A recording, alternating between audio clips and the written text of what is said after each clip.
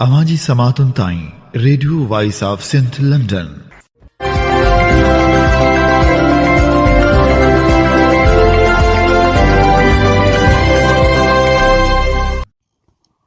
आप सुन रहे हैं radio voice of Sindh London. खबरों, तजज़ियों और तबसरों पर मुश्तमिल प्रोग्राम आज का अहवाल के साथ में आपकी खिदमत में हाजिर आपकी मेज़बान शान से। प्रोग्राम के आगाज में आपके लिए दुआ कि आप जहां भी रहें खुश खुरम रहें।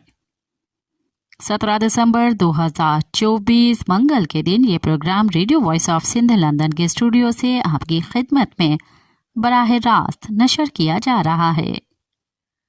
सबसे पहले हालत हाजरा पर एक नजर डालते हैं। सिंध के साथ वफाक की जानिब से पानी पर नाइंसाफी के खिलाफ सिंध भर में एहतजाज का सिलसिला जारी है। दूसरी जानिब सिंध का यह मामला सिंध में होने वाले अदबी मेलों में भी जेर बहस है, जिससे इस मामले की संगीनी का अंदाजा लगाया जा सकता है। वफाक सिंध से ज्यादती कर रहा है। इंटरेस्ट रिवर्ट सिस्टम के मुताबिक पानी की टेल पर रहने वालों के साथ वफाकी हुकूमत बैनुल अक़वामी और अखलाकी कानून के तयशुदा असूलों के बरअक्स नाइंसाफी कर रही है। सिंध के लोग इस नाइंसाफी के खिलाफ हर फॉर्म पर उठ खड़े हुए हैं। मारूफ दानिश्वर नसीर मेमन ने कहा कि चौलिस्तान कैनाल दीवाने का ख्वाब है। हमारी तशवीश सिर्फ चौलिस्तान कैनाल या 4000 क्यूसिक पानी पर नहीं है, बल्कि ग्रेटर चौलिस्तान और ग्रेटर धल कैनाल पर 3 नए डैम और नई नहरें बनाई जाएंगी। इस स्कीम को अंग्रेजों ने मुस्तरद कर दिया था। 1 सदी पहले झूठे एदाद शुमार दिए गए थे और अब भी झूठे एदाद शुमार दिए जा रहे हैं। उन्होंने कहा कि कम से कम 35 मिलियन एकड़ फीट पानी की किल्लत है। मौसमियाती तब्दीलियों से सिंध में खुश्क साली का खदशा है। सिस्टम में पानी नहीं है और सिंध के साथ बड़ा फ्रॉड हो रहा है। हम समझते हैं कि पानी की किल्लत से सिंध के तमाम इंसान, जानवर, परिंदों से लेकर सिंध की साहिली पट्टी, सिंध की ज़मीन, सिंध का समंदर और तमर के जंगलात मुतासर हो रहे हैं। कौमी अवामी तहरीक के सरबराह अयाज लतीफ़ अलीजो ने कहा कि वफाकी हुकूमत दरिया सिंध को कैद कर रही है। वफाक ने कहा कि आपको नहर चाहिए या पाकिस्तान, हम दरिया सिंध पर नई नहरें बनाने के मंसूबे को मुस्तरद करते हैं। सिंध के पानी, ज़मीन और वसाइल पर कब्जा बर्दाश्त नहीं करेंगे। उन्होंने कहा कि दरिया सिंध सिंध का दिल है। हुक्मरान सिंध का दिल निकाल रहे हैं। दिल ना हो तो सिंध बंजर हो जाएगा और 7 करोड़ सिंधी प्यास और भूख से मर जाएंगे। ग्रीन पाकिस्तान सिंध को बंजर बनाने का मंसूबा है। लाखों एकड़ एराजी मुख्तलिफ कंपनियों और इदारों को देकर सिंधी अवाम को उनकी ज़मीनों से बेदखल करने का अमल इंसान दुश्मन है।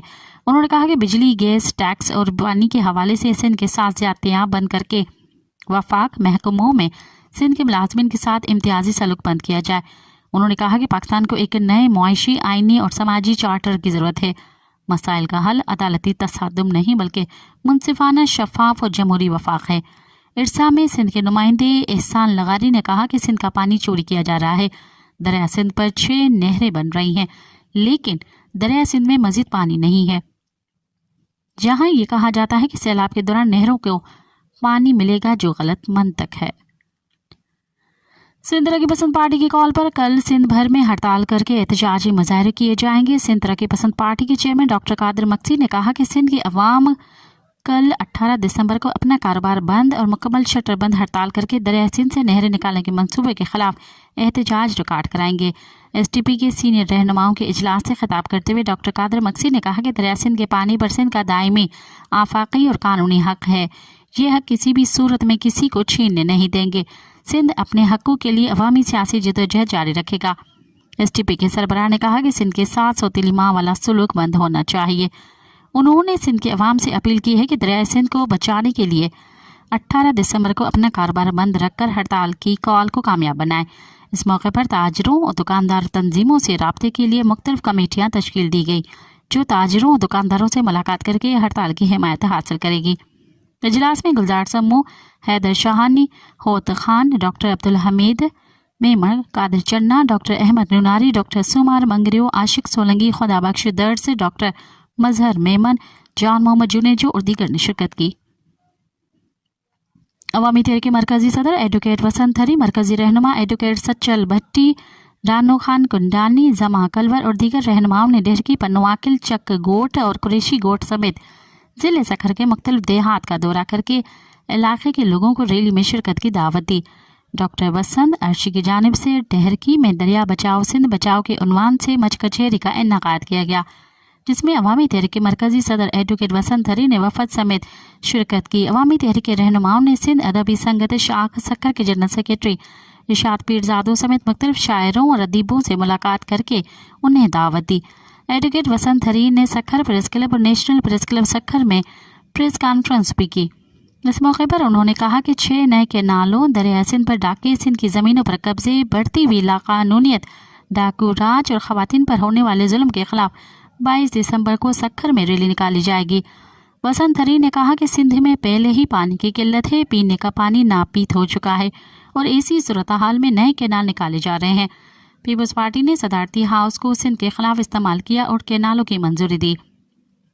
उन्होंने मजीद कहा कि सिंध में बदअमनी बढ़ गई है, रोजाना अगवा की वारदातें हो रही हैं, बगैर तावान के मुग़वी बाजियाब नहीं होते, पुलिस बत्ताखोरी और जाली मुकाबलों में मसरूफ़ है। उन्होंने मासूम बच्ची प्रिया कुमारी की बाजियाबी के लिए टास्क फोर्स बनाने का मुतालबा करते हुए कहा कि प्रिया कुमारी समेत सैकड़ों मुग़वी डाकुओं की कैद में हैं।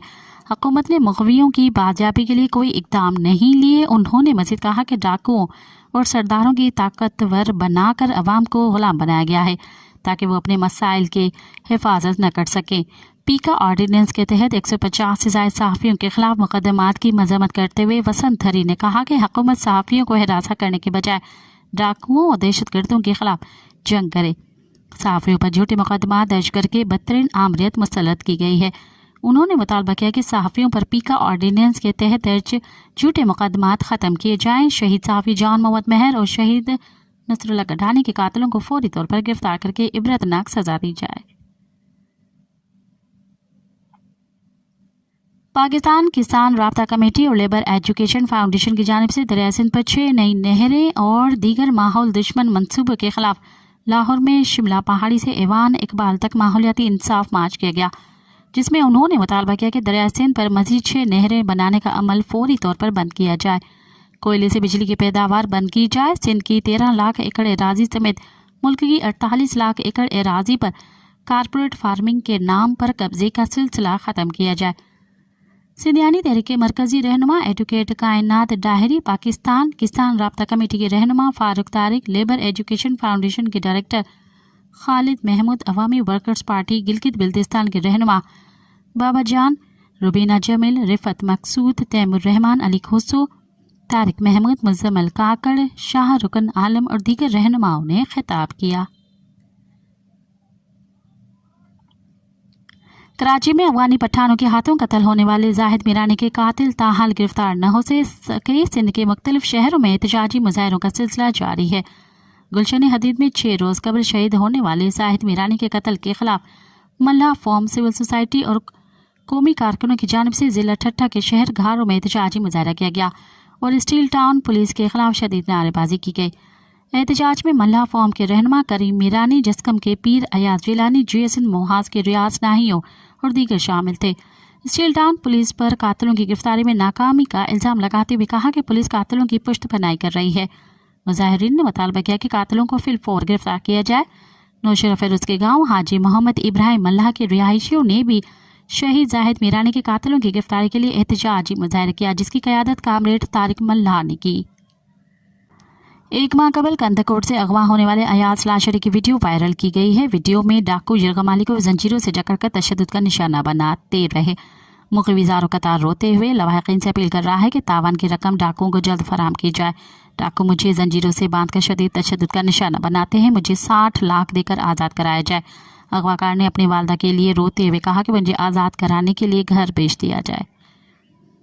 कश्मीर पुलिस ने कार्रवाई करते हुए ईंटों के कारोबार के झांसे में आने वाले 6 अफराद को अगवा होने से बचा लिया। इस हवाले से DIG लाड़काना ने बताया कि पुलिस को टेक्निकल ज़रा से इतला मौसूल हुई कि 6 अफराद को ईंटों के व्यापार के झांसे में अगवा करने के लिए कच्चे की तरफ बुलाया गया है, जिस पर पुलिस ने फौरी तौर पर थाना घोड़ा घाट के हदूद में नाकाबंदी करके मजीद मुरीद शाह के रिहायशी 6 अफराद सद्दाम हुसैन वल्द गुलाम हुसैन दश्ती, जाहिद हुसैन वल्द गुलाम मुस्तफ़ा दश्ती, नवीद अहमद वल्द गुलाम फरीद दश्ती, सनाउल्लाह वल्द मोहम्मद असलम मलक, अब्दुल्ला वल्द अस्कर अली मलक और नज़ीर वल्द अल्लाह रखियो मलक को अगवा होने से बचा लिया। बलूचिस्तान में जबरी गुमशुदगियों के खिलाफ एहतजाज का सिलसिला जारी है, जबकि जबरी गुमशुदगियों में भी इजाफा होता जा रहा है। बलूचिस्तान के साहिली इलाके ग्वादर से फोर्सेस ने एक शख्स को हिरासत में लेकर लापता कर दिया।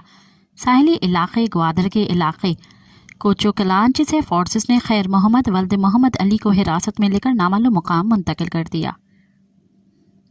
نوشکی میں استاد فرید احمد بادینی کی بازیابی کے لیے ہی بی وائی سی اور ان کے لاحقین کی جانب سے میر گل خان نصری لائبریری سے احتجاجی ریلی نکالی گئی۔ ریلی نواب اکبر بگٹی روڈ سے ہوتے ہوئے پریس کلب نوشکی پہنچی۔ مظاہرین نے استاد فرید احمد بادینی اور دیگر لاپتہ افراد کی بازیابی کے لیے نعرے بازی کی۔ ریلی میں خواتین، بچے، بچیوں سمیت نوجوان اور سیاسی جماعتوں کے کارکنوں نے شرکت کی۔ احتجاجی ریلی سے استاد فرید احمد کی صاحبزادی لبانہ بادینی، بی برگ بلوچ، ماہین بلوچ، کامریڈ امین بلوچ، نیشنل پارٹی کے فاروق بلوچ، بی این پی کے میر خورشید جمال دینی، مولانا ذکریہ عادل، جی ٹی اے کے ظاہر بلوچ، مشتاق بلوچ، مہاپارا بلوچ اور دیگر نے خطاب کیا۔ انہوں نے جبری گمشدگیوں میں اضافے پر تشویش کا اظہار کر کے استاد فرید احمد کی فوری بازیابی کا مطالبہ کرتے ہوئے کہا کہ معاشرے کے معمار بھی اب بلوچستان میں محفوظ نہیں۔ بلوچ اسٹوڈنٹس آرگنائزیشن نے کہا ہے کہ بلوچستان کے شاہراہوں پر جگہ جگہ ایف سی لیویز، پولیس اور کسٹم کی چیک پوسٹ موجود ہیں جو مسافر گاڑیوں کی تلاشی لیتے ہیں، مگر اب ایف سی اہلکاروں نے چیکنگ کے نام پر بلوچ، پشتون اور دیگر خواتین کے تذلیل کرنا شروع کر دی ہے، جو بہت بڑا ظلم ہے۔ اپنے جاری کیے گئے بیان میں بی ایس او کی مرکزی ترجمان نے کہا کہ چیکنگ کے نام پر بلوچستان میں بلوچ، پشتون خواتین کی تذلیل کا سلسلہ بند کیا جائے۔ بلوچستان میں انسانی حقوق کی صورتحال پر Baloch national movement B N M کے یوم انسانی حقوق کے حوالے سے ہفتہ بھر جاری رہنے والے مہم کے سلسلے میں نیدرلینڈ میں بھی بی این ایم کے کارکنان نے کئی پروگرامات کے ذریعے بلوچستان کی صورتحال کو عالمی برادری کے سامنے اجاگر کیا۔ دہیگ شہر میں ریلی نکالی گئی، ڈچ پارلیمنٹ کے سامنے احتجاجی مظاہرہ کیا گیا اور سینکڑوں پمفلیٹ تقسیم کیے گئے۔ بی این ایم کی طرف سے ڈچ پارلیمنٹ میں بلوچستان میں انسانی حقوق کی صورتحال پر ایک پٹیشن جمع کرائی گئی اور ملک کے وزیر دفاع بریکل مینس کو مخاطب کر کے حکومت کو خط لکھ کر مطالبہ کیا گیا کہ نیدرلینڈ حکومت اور ممبران پارلیمنٹ بلوچستان میں انسانی حقوق کی صورتحال پر اصولی موقف اپنا کر پاکستان کے اقدامات کی عوامی سطح پر مذمت کرے اور پاکستان کو جوابدہ ٹھہرانے کے لیے بین الاقوامی اقدامات کی حمایت کی جائے۔ سندھ کے ضلع نوابشاہ میں لاکھوں روپے مالیت کے سگریٹ سے بھرے ٹرک سمیت ڈرائیور کو اغوا کرنے والے پولیس افسران اور اہلکاروں کے خلاف مقدمہ درج کر لیا گیا۔ ایس ایس پی نوابشاہ نے معاملے کا نوٹس لیا، جس کے بعد متعلقہ تھانے کے پولیس نے ڈرائیور کو اغوا میں ملوث تھانہ بچل پور کے اسٹیشن ہاؤس افسر ایس ایچ او ہیڈ محرر اور ہیڈ کانسٹیبل کے خلاف مقدمہ درج کیا۔ نوابشاہ پولیس کے مطابق وقوع میں ملوث ہیڈ محرر اور ہیڈ کانسٹیبل کو گرفتار کر لیا گیا ہے، جبکہ ایس ایچ او فرار ہو گیا۔ حکام کے مطابق فرار ملزم کی گرفتاری کے لیے چھاپے مارے جا رہے ہیں۔ وزیر مملکت برائے information technology I T Shiza Fatima Khawaja نے اعتراف کیا ہے کہ پاکستان میں انٹرنیٹ کی ویسی رفتار دستیاب نہیں جس طرح ہونی چاہیے۔ انٹرنیٹ آج ایک اہم ترین ضرورت بن چکا ہے۔ فائبرائزیشن پالیسی اور 5G سے انٹرنیٹ کی صورتحال میں بہتری آئے گی۔ وزیر اعظم نے اپنی سربراہی میں نیشنل ڈیجیٹل کمیشن بنایا ہے۔ شیزہ فاطمہ نے کہا کہ نیشنل ڈیجیٹل کمیشن کے ماتحت ڈیجیٹل اتھارٹی بنائی جائے گی۔ آنے والے سالوں میں پاکستان میں انٹرنیٹ کی رفتار بہتر ہوگی۔ تقریب سے خطاب کرتے ہوئے سی او جاز عامر ابراہیم نے کہا کہ پاکستان میں ہر شخص انٹرنیٹ کی بندش اور سست روی سے اذیت کا شکار ہے۔ انٹرنیٹ کی ایسی صورتحال میں بین الاقوامی سرمایہ کاروں کو ملک میں سرمایہ کاری کرنے پر آمادہ نہیں کر سکتے۔ اگر واٹس ایپ میسیجز ہی ڈیلیور نہیں ہو رہے تو 4G اور 5G کی باتیں کرنا بیکار ہیں۔ محکمہ کالج ایجوکیشن سندھ کے ورکس اینڈ سروسز ونگ میں اربوں روپے کی کرپشن کا انکشاف ہوا ہے۔ ٹھیکیداروں کو اربوں روپے کی ادائیگی کر دی گئی، مگر زمین پر 10% کام بھی نہیں ہوا۔ محکمہ اینٹی کرپشن نے اعلیٰ سطح تحقیقات شروع کر دی۔ اینٹی کرپشن حکام کا کہنا ہے کہ سندھ بھر میں کالجز کی تعمیر، مرمت اور بحالی کے فنڈز میں بڑے پیمانے پر خرد برد کی اطلاعات پر تحقیقات کا آغاز کر دیا گیا ہے۔ اینٹی کرپشن حکام کے مطابق چیف انجینئر عاصم حسین، ایگزیکٹو انجینئر اظہر شیخ، ڈائریکٹر ڈیولپمنٹ عباس ٹیپو اور دیگر پر کرپشن کا الزام ہے۔ پشاور ہائی کورٹ کے چیف جسٹس اعجاز انور نے کہا کہ یہ پہلے بندے کو اٹھاتے ہیں، 2-3 مہینے اپنے پاس رکھتے ہیں اور جب کچھ نہیں نکلتا تو پھر ان کے خلاف پستول یا کوئی اور کیس ڈال دیتے ہیں۔ پی ایچ ڈی طالب علم اسد علی خان کی گمشدگی کے خلاف دائر درخواست پر پشاور ہائی کورٹ میں سماعت ہوئی۔ کیس کی سماعت جسٹس اعجاز انور نے کی۔ दौरान समाअत दरख्वास्त गुजार के वकील बादशाह एडवोकेट ने मौके पर अपनाया कि 1 अक्टूबर से PhD तालिब इल्म को उठाया है। उनके एक भाई वकील हैं। वकील ने अदालत को बताया कि CDDA वाले पहले पिस्तौल मांग रहे थे, अब कहते हैं कि हैंड ग्रेनेड मांग रहे हैं। 12 दिन बाद राब्ता किया कि पिस्तौल दे दे, हमने दी। दौरान समाअत चीफ जस्टिस एजाज अनवर ने रिमार्क किया कि ये एक PhD के तालिब इल्म को उठाया जाना हुकूमत की बेहसी है। ये पहले बंदे को उठाते हैं, 2-3 महीने अपने पास रखते हैं और जब कुछ नहीं निकलता तो फिर उनके खिलाफ पिस्तौल या कोई और चीज़ डाल देते हैं। वकील दरख्वास्त गुजार ने मौके पर अपनाया कि हम कहते हैं कि ग्रेनेड डाल दें, लेकिन मुलजिम को इंसदाह दहशतगर्दी की अदालत में पेश किया जाए। समाअत के दौरान एडवोकेट जनरल ने अदालत को बताया कि ये लोग जब आते हैं तो फिर कोई अदालत में बयान नहीं देता कि किसने उठाया था। वकील दरख्वास्त गुजार ने कहा कि अदालत SP counter terrorism department CTD को बुलाएं, वो खुद बताएंगे कि मुलजिम कहाँ पर हैं। जस्टिस एजाज अनवर ने कहा कि पुलिस भी मजबूर होती है, ये नहीं बताते। यहाँ एक केस में कमरे में नजर आ रहा था, बंदे को उठाया लेकिन उसको भी पुलिस फिर नहीं मान रही थी। बाद अदालत ने मुतल्लिका इदारे से रिपोर्ट तलब करते हुए समाअत मुलतवी कर दी।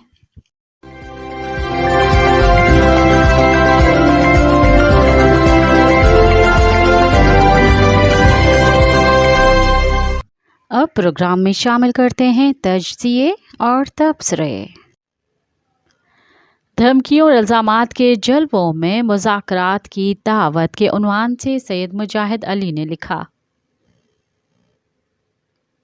तहरीक इंसाफ ने सियासी मुकालमा पर आमादगी जाहिर की है। कौमी असम्बली में पार्टी के चेयरमैन गौहर अयूब और सेनेट में अपोजिशन लीडर शिबली फराज ने एक ही लबो लहजे में वाज़ेह किया है कि इमरान खान ने मुज़ाकरात के लिए जो 5 रुकनी कमेटी कायम की है वो पार्लियामेंट के दायरे कार के अंदर बातचीत के जरिए मामला तय करना चाहती है। कौमी असम्बली और सेनेट में हुकूमती नुमाइंदों ने गो के इस पेशकश को मिस्बत और ज़रूरी करार दिया है। ताहम नायब वज़ीर आज़म इसहाक डार या वज़ीर कानून आज़म नज़ीर तारड़ ने अपोजिशन की तरफ से बातचीत का खैर मकदम करते हुए किसी ठोस लाए अमल का ऐलान नहीं किया, ना ही पार्लियामेंट या उससे बाहर हुकूमत की तरफ से बातचीत के लिए किसी एजेंडे या तरीक़ेकार का ऐलान किया है। बैरिस्टर गौहर अयूब ने हुकूमत पर जोर दिया है कि बातचीत के ज़रिए उनकी शिकायत दूर की जाए और पार्टी को एक बार फिर एहतजाज करने पर मजबूर न किया जाए। उन्होंने ये भी वाज़ेह किया कि बातचीत की ख्वाहिश को पार्टी की कमज़ोरी न समझा जाए। अलबत्ता इस बात का शदीद अंदेशा मौजूद है कि हुकूमत बातचीत के लिए तहरीक इंसाफ की पेशकश को पार्टी की कमज़ोरी समझकर उसे नज़रअंदाज करेगी या इस हवाले से किसी संजीदगी का मुजाहरा नहीं होगा। मौजूदा हुकूमत का शुरू से यही तर्ज अमल रहा है कि मसाइल हल करने के बजाय उन्हें टाले और एक बार ख़तरा टल जाए तो समझ लिया जाता है कि मामला हल हो गया, हालांकि किसी मसले को नज़रअंदाज करके उसे हल करना मुमकिन नहीं होता। शहबाज शरीफ इस वक्त पूरे तराक से मुल्क पर हुक्मरानी का इरादा रखते हैं। उन्हें उम्मीद है कि 26 नवंबर को तहरीक इंसाफ के नाकाम एहतजाज के बाद अब पार्टी में इतनी सख्त नहीं है कि वो जल्द ही किसी नए एहतजाज का एहतमाम कर सके। यही इत्मीनान दर हकीकत हुकूमत की तरफ से लाताल्लुकी का सबब बनेगा। यही रवैया मुल्क में सियासी उलझनों को मज़ीद पेचीदा और मुश्किल बना देगा। इस वक्त ना तो हुकूमत को समझ लेना चाहिए कि तहरीक इंसाफ के एहतजाज को दबाकर वो कामरान हो गए हैं और अब इसे अपोजिशन से बातचीत करने की कोई ज़रूरत नहीं, क्योंकि इस तरह मसला बदस्तूर अपनी जगह मौजूद रहेगा और इसी की बुनियाद पर बेचैनी में इजाफा होगा। जब तक चंद बुनियादी नुकात पर इत्तफाक़ राय पैदा नहीं होता, मुल्क में सियासी इस्तेहकाम का ख्वाब देखना मुमकिन नहीं है। हुकूमत को तहरीक इंसाफ के लीडरों के तब्दील शुदा रवैये को अपनी कामयाबी और उनकी शिकस्त समझने के बजाय उसे मुल्क को आगे बढ़ाने का एक उम्दा मौका समझना चाहिए। ये मकसद हासिल करने के लिए ज़रूरी है कि इस काम को पार्लियामेंट में मुसालिहाना तर्ज़ अमल पर खुशी का इजहार करने से आगे बढ़ाया जाए اور اہم اختلافی نکات پر بات چیت کے لیے حکومت کی طرف سے کسی باقاعدہ کمیٹی کا اعلان کیا جائے۔ دوسری طرف تحریک انصاف کو بھی یہ باور کرنا چاہیے کہ وہ حکومت کو دباؤ کے ہتھ کنڈوں سے بات چیت پر آمادہ نہیں کر سکتی۔ بیرسٹر گوہر اور شبلی فراز کی تقریروں میں اگرچہ عمران خان کی رہائی کا براہ راست مطالبہ تو نہیں کیا گیا اور نہ ہی یہ کہا گیا ہے کہ بات چیت صرف اصل اختیار کے حامل عناصر کے ساتھ ہوگی، بلکہ بیرسٹر گوہر علی کا دعویٰ تھا کہ وہ اپنا مقدمہ اس لیے پارلیمنٹ کے سامنے پیش کر رہے ہیں تاکہ تیسری قوت پارلیمنٹ پر قابض نہ ہو جائے، لیکن اسے ہماری کمزوری نہ سمجھا جائے۔ لیکن اس کے ساتھ ہی انہوں نے سانحہ 9 مئی کو بھلانے اور آگے بڑھنے کا مطالبہ بھی کیا۔ حالانکہ اگر عدالتوں میں گزشتہ سال 9 مئی کے واقعات میں ملوث افراد کے خلاف مقدمے کے فیصلے نہیں ہو سکے تو تحریک انصاف نے بھی اس روز ہونے والی کارروائیوں کی ذمہ داری قبول کرنے اور اس پر معافی مانگنے کا اقدام نہیں کیا ہے۔ دن بدن یہ واضح ہوتا جا رہا ہے کہ سانحہ 9 مئی کے دوران رونما ہونے والے پرتشدد واقعات کو فوج میں انتشار اور ملک میں امن امان کی سنگین صورتحال پیدا کرنے کی کوشش کے طور پر دیکھا جا رہا ہے۔ تحریک انصاف اس معاملے کی سنگینی کو تسلیم کرنے کے بجائے اسے محض سیاسی بیانات اور حجت کے ہتھ کنڈوں سے ٹالنے کی کوشش کرتی رہی ہے۔ یہی رویہ در حقیقت تحریک انصاف اور عسکری اداروں میں دوریاں پیدا کرنے کا باعث بھی بنا ہے۔ عمران خان کی طرف سے فوج کے ساتھ بات چیت کے متعدد کوششوں کے باوجود انہیں کوئی مثبت جواب نہیں ملا۔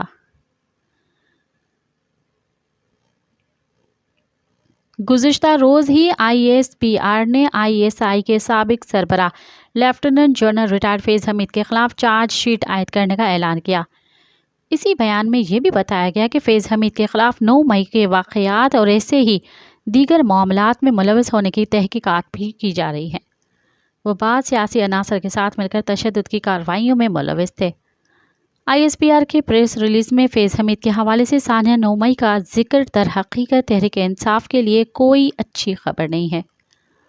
اگر فوج ISI کے سابق سربراہ پر تحریک انصاف کے ساتھ تعلق کی بنا پر پرتشدد کارروائیوں میں ملوث ہونے کا الزام عائد کرتی ہے تو تحریک انصاف کی قیادت کے خلاف بھی گہرا تنگ ہوگا۔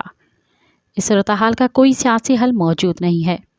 اس کا جواب قانونی طور سے شواہد اور ثبوتوں کی بنیاد پر دینا پڑے گا۔ البتہ تحریک انصاف اگر اب بھی 9 مئی 2023 کے واقعات پر قوم اور فوج سے معافی مانگ لے اور اس روز ہونے والی غلطیوں کی ذمہ داری قبول کرنے کا حوصلہ کر لیا جائے تو اسے سیاسی مکالمے میں اس کا مقدمہ مضبوط ہو سکتا ہے۔ قومی سطح پر سیاسی بات چیت کا حصہ بن کر تحریک انصاف تو یہ توقع کر سکے گی کہ ایک احتجاج کے دوران ہونے والی کوتاہیوں کو نظر انداز کیا جائے۔ البتہ اگر ماضی کی طرح سانحہ 9 مئی کو فالس فلیگ آپریشن کا نام دیتے ہوئے خود کو معصوم و دوسروں کو قصوروار بتایا جائے گا تو سیاسی بات چیت کے لیے میدان ہموار نہیں ہو پائے گا۔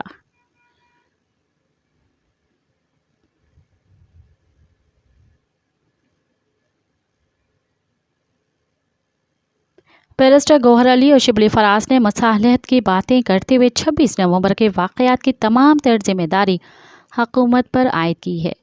انہوں نے 12 ہلاکتوں، براہ راست فائرنگ اور نسلی بنیاد پر مظاہرین کو نشانہ بنانے کا الزام عائد کیا ہے۔ ان کا یہ بھی دعویٰ ہے کہ تحریک انصاف کے 200 کارکن اس روز سے لاپتہ ہیں۔ اس کا مطلب ہے کہ پارٹی ضرورت پڑنے پر اپنے شہیدوں کی تعداد میں اضافہ بھی کر سکتی ہے۔ گوہر علی خان کا خیال ہے کہ حکومت اس واقعے پر معافی مانگے، ذمہ داروں کا گولی چلانے کا حکم دینے والوں تعین کیا جائے اور متاثرین کو معاوضہ ادا کیا جائے۔ اسی طرح سیاسی ماحول بہتر ہو سکتا ہے۔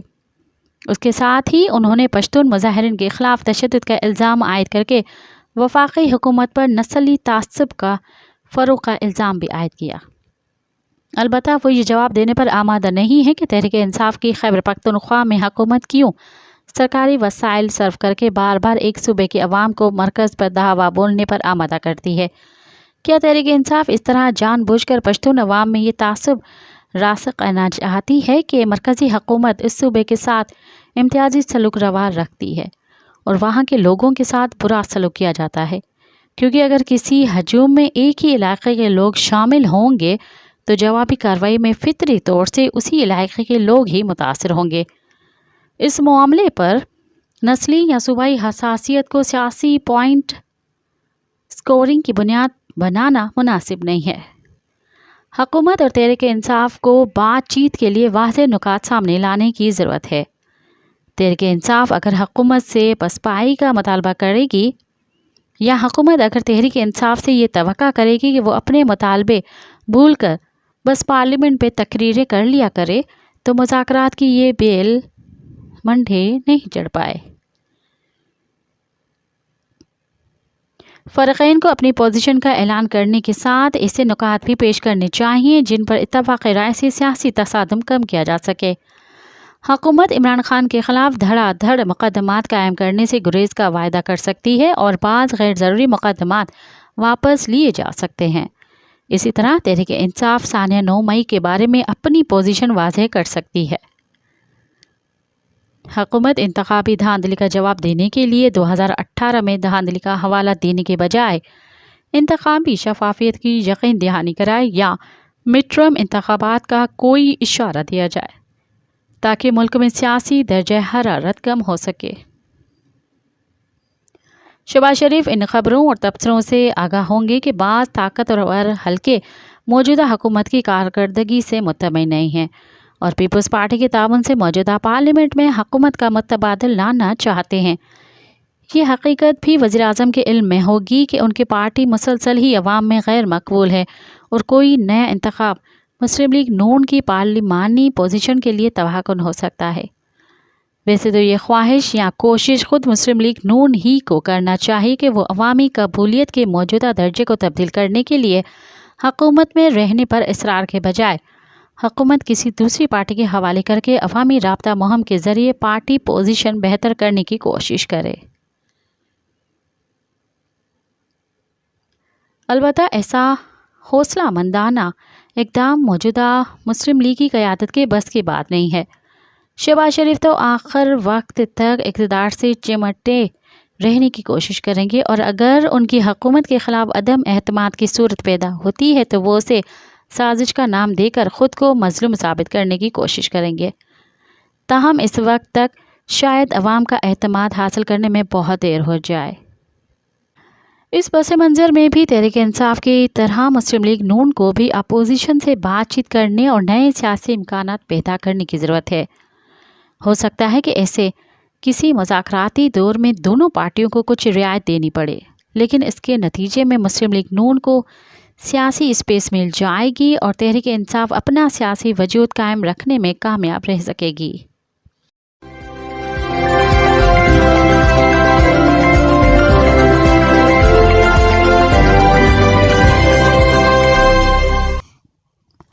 انور مقصود سے کون ڈرتا ہے کہ عنوان سے محمد حنیف نے لکھا۔ اس لطیفے کی کوئی پنچ لائن نہیں ہے کیونکہ سب جانتے ہیں کہ انور مقصود سے کوئی نہیں ڈرتا۔ انور مقصود پاکستانیوں کی تیسری نسل کو ہنسا رہے ہیں۔ اب صورتحال یہ ہے کہ وہ اسٹیج پر آ کر منہ بھی نہیں کھولتے، لوگ ہنسنا شروع ہو جاتے ہیں، تالی بجانے کی تیاری کرنے لگتے ہیں۔ انور مقصود ٹی وی پروگراموں کی میزبانی بھی کرتے ہیں، گیت بھی لکھتے ہیں، سنا ہے اچھے خاصے مصور بھی ہیں، لیکن ان کی وجہ شہرت ان کے لطیفے بازی بنی۔ انہیں مائک ملے گا تو وہ لطیفہ ضرور سنائیں گے۔ وہ لطیفہ بازی کے ایسے مزدور ہیں جنہوں نے اپنے دھندے سے کبھی بے وفائی نہیں کی۔ ماشاءاللہ آتے رہے جاتے رہے، جمہوریت اپنے حسن کی جھلکیاں دکھاتی رہی، چھپاتی رہی، لیکن انور مقصود کے لطیفے کبھی نہیں رکے۔ وہ درباری بھی ہیں اور باغی بھی، حکمرانوں اور سرکاری افسروں کو بھی لطیفہ سنا دیتے ہیں اور عوام کو بھی، بادشاہ کو بھی خوش رکھنے کا ہنر جانتے ہیں، اور رعایا کو گدگدی کرنا بھی انہیں آتا ہے۔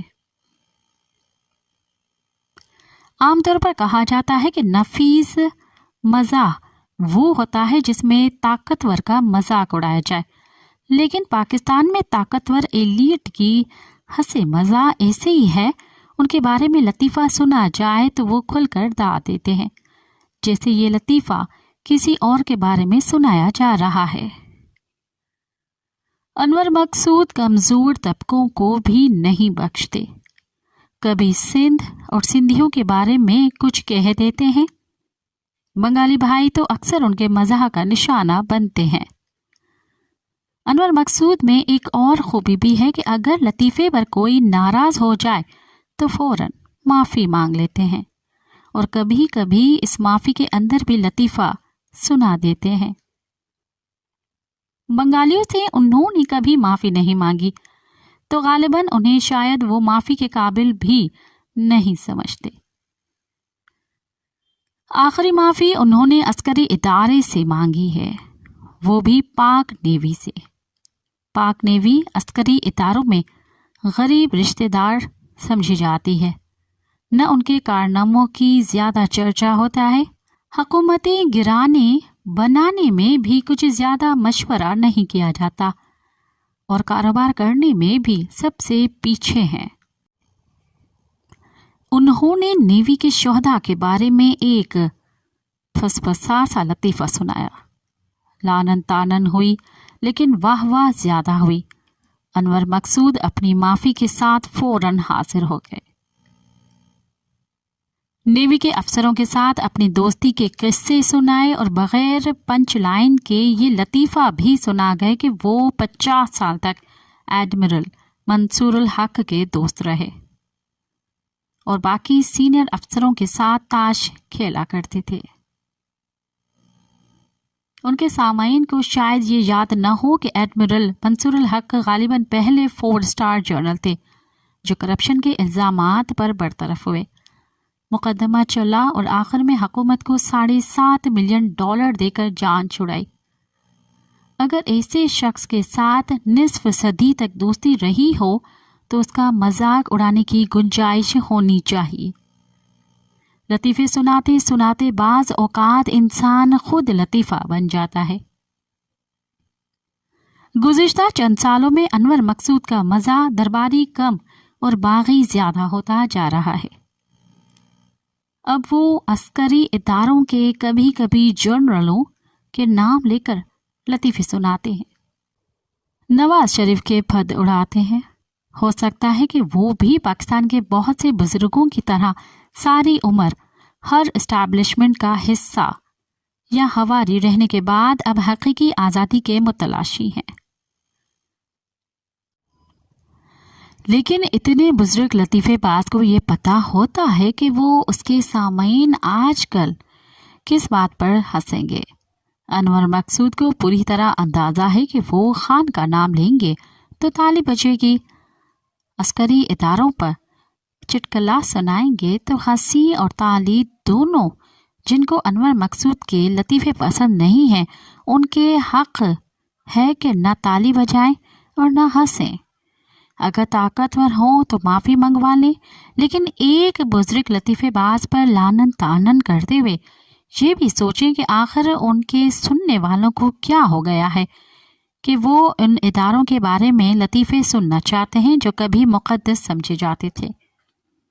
انور مقصود کے لطیفوں سے تو کوئی نہیں ڈرتا، لیکن ان کے لطیفوں پر ہنسنے والوں سے شاید اداروں کو کچھ خوف آنا شروع ہو گیا ہے۔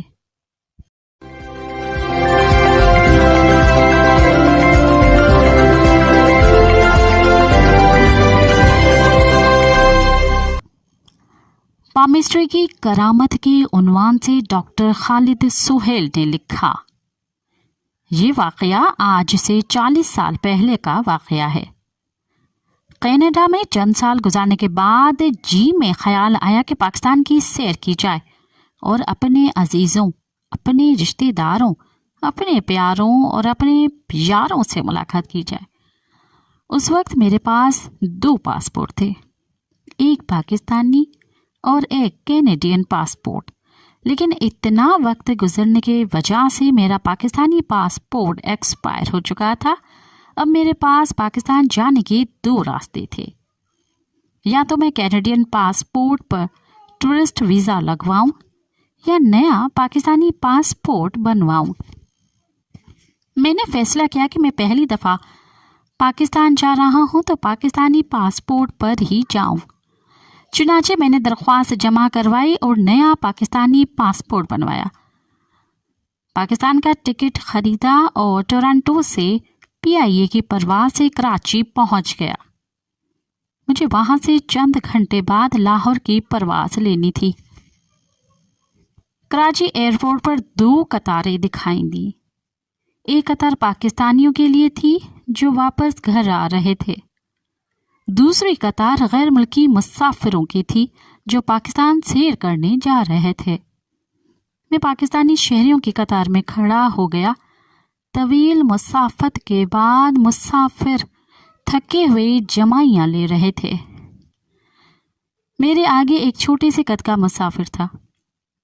जब 2 घंटों के इंतज़ार के बाद हम इमिग्रेशन ऑफिसर के पास पहुंचे तो मैंने मुझसे अगले मुसाफिर और इमिग्रेशन अफसर का मुकालमा सुना जो कुछ यूं था।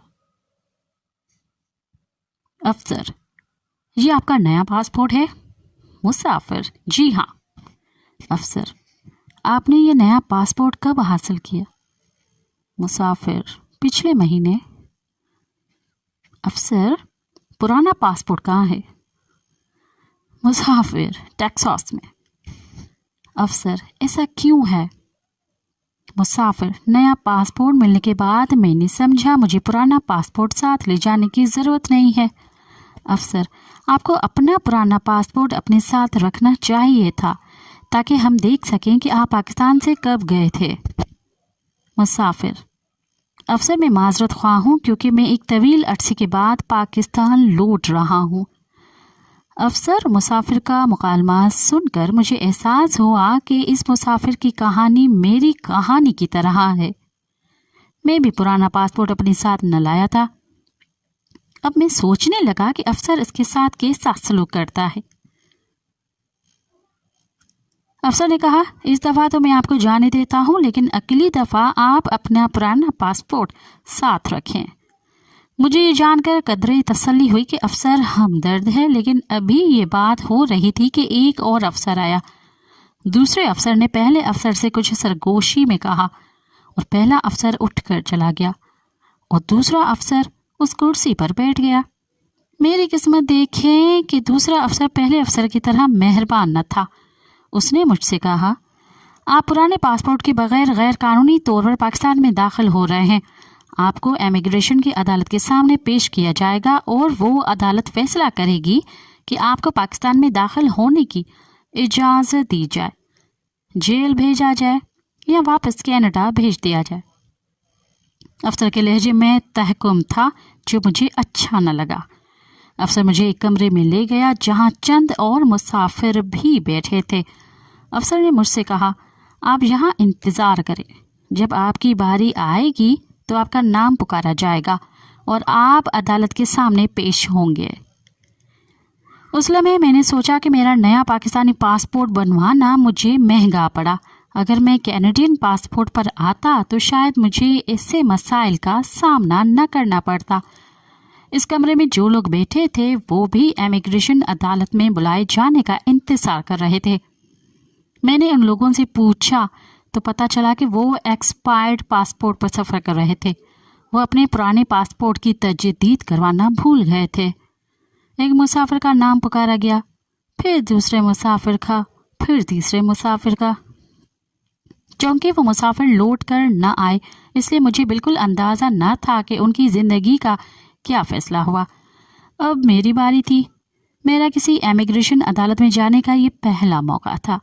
जब एक अफसर ने कहा, खालिद सोहेल, तो मैंने अपना बैग उठाया और अदालत के कमरे में दाखिल हुआ। मेरे सामने एक मेज़ था जिस पर एक अफसर बैठा था। मेज़ की दूसरी तरफ एक खाली कुर्सी थी। दाएं तरफ 3 कुर्सियों पर 3 अफसर बैठे थे। मेज़ पर मेरा पासपोर्ट पड़ा था। अफसर ने मुझे बैठने को कहा और मैं बैठ गया। अफसर ने पूछा, आप कहाँ रहते हैं? मैंने कहा, कनाडा में। आप कनाडा में क्या काम करते हैं? मैंने कहा कि मैं एक साइकाट्रिस्ट हूँ। अफसर ने आंखों में एक चमक पैदा हुई और कहने लगा, क्या आप पामिस्ट्री जानते हैं? मैंने सोचा ये कैसा इमिग्रेशन अफसर है जो नफ्सियात का रिश्ता पामिस्ट्री से जोड़ रहा है। मेरे जी में न जाने क्या आया। मैंने कहा, जी हाँ जानता हूँ। उस अफसर ने अपनी दोनों हथेलियाँ मेज़ पर रख दी। मैंने अफसर की दोनों हथेलियों को गौर से देखा। माजी का तजुर्बा तो दुख्तरां खुशगुल की नाजुक हथेलियों को देखने का था। ये पहला मौका था कि मैं एक इमिग्रेशन अफसर, एक मर्द की करखत हाथ और सख्त हथेलियां देख रहा था, क्योंकि हालात नाजुक मोड़ इख्तियार कर चुके थे। मैं काफ़ी देर तक बड़े गौर से हथेलियां देखता रहा और सर खुजाता रहा। फिर मैंने कहा, आपकी लकीरें बहुत दिलचस्प हैं। 2 अहम बातें बताना चाहूँगा। ज़रूर बताइए, अफसर ने बड़े शौक से कहा। आपके दफ्तर में कोई साहब काम करते हैं जो आपसे हसद करते हैं। अफसर ने दूसरी तरफ बैठे 3 अफसरों की तरफ देखा, कहका लगाया और कहा, वो ज़रूर अब्दुल जब्बार होगा। वो मुझसे नफरत करता है और मेरी नौकरी लेना चाहता है। बाकी 3 अफसर भी ज़ोर ज़ोर से हंसे। मुझे अंदाज़ा हुआ कि मेरा एक तीर तो निशाने पर लगा।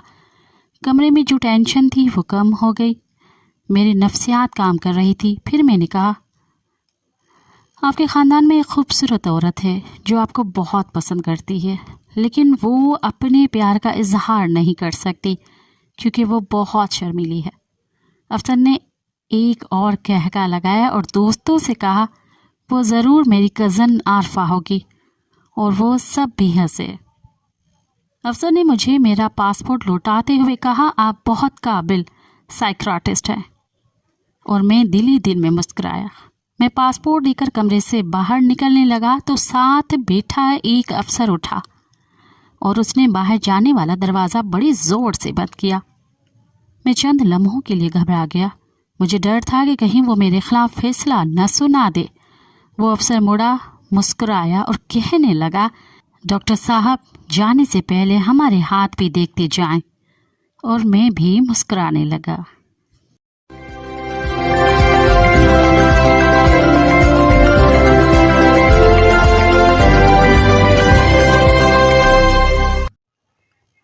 अब तक के लिए इतना ही। मुझे दें इजाज़त। याद रखें, आज़ादी का पौधा जवानों के खून से सैराब होकर परवरिश पाता है। इनकलाब कम ज़र्फ़ लोगों का काम नहीं। साथ सलामत। अवाजी समातुन ताई radio voice of Sindh London.